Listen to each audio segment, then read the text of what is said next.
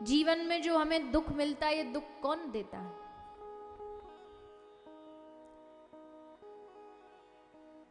यहां जितने बैठे हो, सबके जीवन में दुख तो होगा ही होगा, छोटा मोटा बड़ा, कुछ ना कुछ दुख तो होगा ही होगा। अभी सुखी हो, कभी तो आया होगा, और आगे भी जीवन में क्या गारंटी है कि दुख नहीं आएगा। तो धर्मराज कहते हैं कि कोई कहता दुख का कारण है काल है, काल बदलेगा, समय बदलेगा तो सुख आएगा। कहते हैं 12 वर्ष बाद सबका काल बदलता है। अगर सुखी है तो दुखी हो जाएगा, और दुखी है तो सुखी हो जाएगा।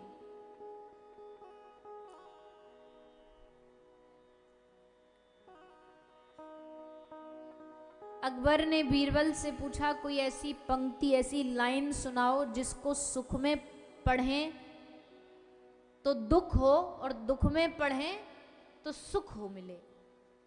ऐसी कोई लाइन सुनाओ। तो बीरबल ने बड़ी सोच समझ के कही, महाराज ऐसी तो एक ही लाइन है, और वो क्या है? बीरबल ने कहा, महाराज लाइन पंक्ति कुछ इस प्रकार है कि ये वक्त भी गुजर जाएगा।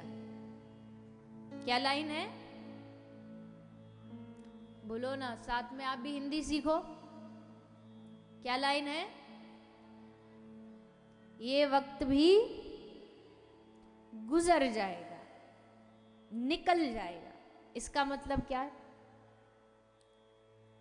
अब इसको दुख में पढ़ो, दुख में जीवन चल रहा है, और फिर ये कहो ये वक्त भी गुजर जाए, आज नहीं तो कल भगवान ये सब ठीक कर दें। और इसी लाइन को सुख में पढ़ो, जब बहुत सुख हो जीवन में तब पढ़ो, ये वक्त भी गुजर जाएगा। परमानेंट मत समझना, ये वक्त भी निकलेगा, दुख आएगा। तो काल बदलता है, समय बदलता है। काल किसी को भी कभी भी एक स्थिति में रहने नहीं देता। काल परिवर्तनशील है, काल का स्वभाव है। तो धर्मराज धर्म कहता है राजा परीक्षित से कि हे राजन, दुख का कारण अपना काल है, और अगर किसी को लगता है नहीं नहीं काल नहीं है, तो कई लोग हैं जो काल से दुखी नहीं होते, अपने कर्म से दुखी होते हैं। काल से नहीं, समय से नहीं, कर्म से दुखी हैं। उनके कर्म ऐसे हैं कि उससे दुखी मिलेगा। और तीसरा कहा धर्म ने राजा परीक्षित को कि महाराज, तीसरा जो दुख है वो अपने स्वभाव से दुखी है। इच्छा अनुसार भोजन ना मिला तो जलने लगे, इच्छा अनुसार सब्जी ना मिली तो जलने लगे, चाय में जितना मीठा चाहिए वो नहीं मिला तो जलने लगे। ये है स्वभाव से दुखी। तो महाराज आप मेरी चिंता छोड़ दीजिए, अगर मैं दुखी हूं तो कहीं ना कहीं उसमें इन तीनों का ही मेल जोल कुछ होगा। आप चिंता न करें, आप बस एक काम करें, इस कलयुग को यहां से वापस भेजें। तो राजा ने कलयुग को वापस भेजने के लिए उस पर ललकारा उसे, पर कलयुग भी बड़ा महाराज पक्का है। धक्के दे के भगाओगे तो भी दरवाजा खोल करके आ जाएगा, कलयुग इतना पक्का है। या तो दरवाजे पे बढ़िया सा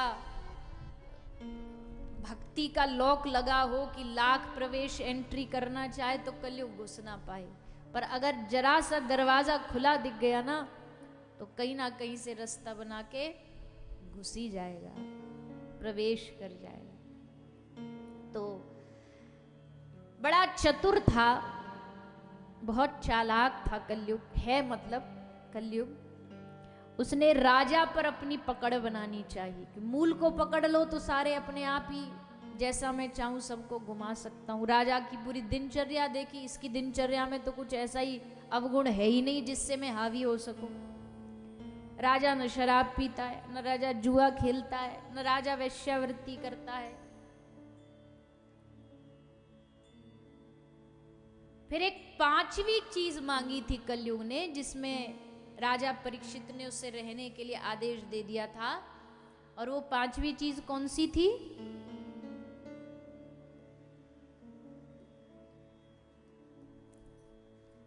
पांचवी चीज थी, बोल दो ना, नहीं पता?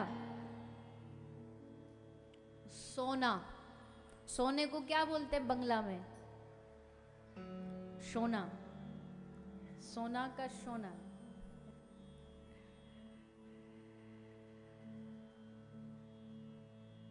तो उस सोने में कलयुग को जगह दे दी, तो इसमें रह जा। तो कलयुग बड़ा खुश हो गया। अब मतलब सोना मतलब सिर्फ गोल्ड नहीं है। इस सोने में किस धन में कलयुग आता है? कौन से धन में कलयुग प्रवेश करता है जानते हो? केवल सोना नहीं।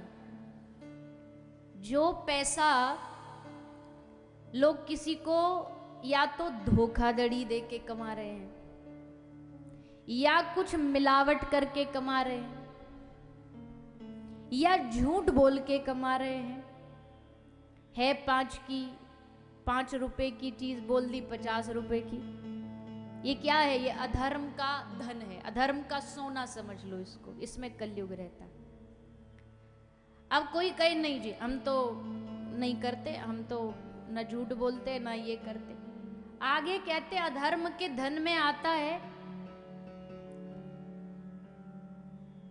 किसी दूसरे का परिश्रम हो, किसी दूसरे की मेहनत हो। दिन रात दूसरा मेहनत कर रहा है, शरीर खपा रहा है, दिन खपा रहा है, मेहनत खपा रहा है, और फिर तुम उस पर अपना अधिकार जमा लो। ये भी अधर्म का धन। इसमें भी कलयुग निवास करता है। कोई बिना मेहनत के कोई धन आ रहा है, वो भी अधर्म का धन। मेहनत कुछ कर नहीं रहे, परिश्रम कुछ कर नहीं रहे, और अधर्म बिना मेहनत का कमाते जा रहे, वो भी अधर्म का धन। इसलिए परिश्रम जो करके धन कमाया जाता है, उस धन से सद्बुद्धि मिलती है। अन्यथा धन अनेक लोगों के पास है, लेकिन हमेशा वो धन उनकी बुद्धि को बिगाड़ता है, क्योंकि उसका तरीका गलत होता है।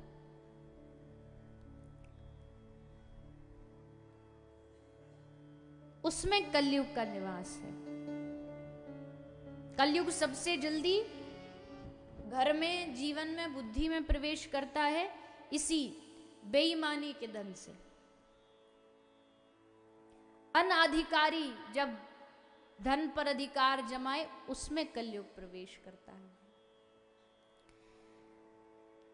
तो राजा परीक्षित के पास एक मुकुट, कलयुग उसमें बैठ गया। राजा ने जीवन में पहली बार पाप किया। राजा परीक्षित ने जीवन में कभी कोई पाप नहीं किया, और धन्य है राजा कि एक बार पाप किया और पता लग गया कि मैंने पाप किया, तो उसके बाद इस राजा ने एक बूंद पानी नहीं पिया 7 दिन तक। जब पता लग गया ना कि 7वें दिन मरने वाले, 7 दिन तक एक बूंद जल भी भीतर मुख में नहीं डाला कि मुझे पानी पीने का अधिकार नहीं। अन्न तो छोड़ो, मुझे जल की एक बूंद पीने का अधिकार नहीं है। क्यों? क्योंकि मैंने एक साधु का अपमान किया, मैंने एक साधु को कष्ट दिया। और तब राजा परीक्षित संतों की शरण। कौन कौन संत थे जब राजा परीक्षित आए कथा सुनने? अत्रिर वशिष्ठस्य चैवन सरद्वान अरिष्ट ने मेरे भृगु अंगिराष्ट्र। अत्रि जो गुरु दत्तात्रेय भगवान के पिताजी हैं, भगवान राम जी को ज्ञान का उपदेश देने वाले श्री वशिष्ठ मुनि जी भी पधारे, अगस्त मुनि पधारे, श्री बादरायण, श्री व्यास नारायण पधारे, पराशर जी पधारे। पराशरो जितने भी दुनिया के अच्छे अच्छे ऋषि महात्मा सब गंगा के घाट पर इकट्ठे हो, संतों का समागम।